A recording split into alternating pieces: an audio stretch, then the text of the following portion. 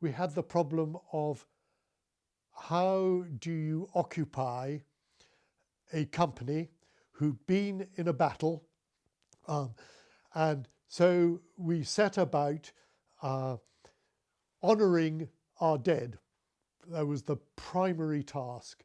We had behind us the emergency cemetery, and we set about making crosses, making paths, lining the paths with white bricks, and honouring our fallen. Not only that, the Royal Navy, who were using San Carlos water as a rest area, they decided that they would erect a monument on the mountain just behind us, which was halfway between where HMS Antelope and HMS Ardent had been sunk on either side of the peninsula. So that all helped get us back onto an equilibrium. And it was interesting to note that we were there for just under a month and a half. Not one, to my knowledge, of the men who were in Ajax Bay for that month and a half has suffered from PTSD since. Because we were able, in a very quiet, gentle way, go through all our demons, talk amongst ourselves, have no outside interference, and get it all out of our system and onto an equal standing. And I certainly have had no qualms as to what we did or how we did it. In fact, I have immense pride in my men in the way that they responded fairly to the Argentinians and how we looked after them in their black hour of being defeated. We'd been stuck in Ajax Bay for a month plus, and I was running out of things to do to keep the company occupied. And Mike Scott called me up over the radio and said, "I've got good news, we're going home."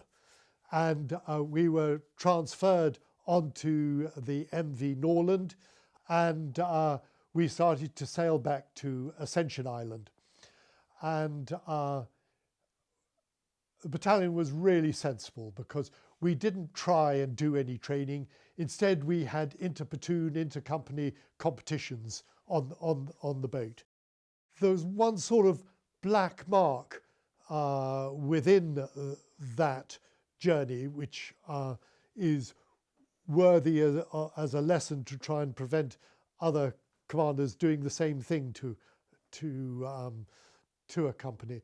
And that was, there was a particular guardsman from G Company that had got lost. And he had gone missing for about 6 weeks. And then he appeared just before we returned, were on our return journey. And instead of him going back with his company, he was given to right flank to look after. He wasn't under arrest or anything like that, but he was an outsider within the company. And there was a lot of press interest in him because he was a lost man found. And as a result, when we arrived at Bryce Norton, the other companies all had photographs of them arriving. But because of the press interest, nobody from right flank had photographs of us coming home. And I do feel very sad, to put it mildly, that we missed out on that record of us being greeted by our colonel and being greeted by the regimental lieutenant colonel back at Bryce Norton. So I'm very sad about that. But The reception at Brize Norton was fantastic. I met my family there. I was greeted by the girls, which was fantastic. That was an emotional time. It was fantastic. And then we arrived at Chelsea Barracks, and we were greeted by the Grenadier Guards, who'd erected banners and welcomed home Scots Guards, etc., etc. And it must have been jolly difficult for them, because they were a better trained, they'd been on exercise, and they were a better trained battalion, and theoretically they would have been a much better battalion to send back to them.